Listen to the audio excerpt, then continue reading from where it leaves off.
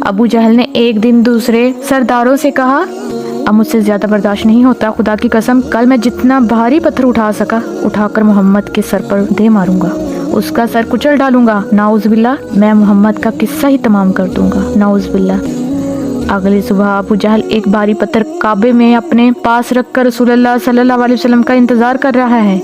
رسول اللہ نے نماز ادا کرنا شروع کی ہے۔ جیسے ہی رسول اللہ صلی اللہ علیہ وسلم سجدہ کرنے کے لیے زمین کی طرف جھکے ہیں، ابو جہل تیزی سے ان کی طرف جا رہا ہے۔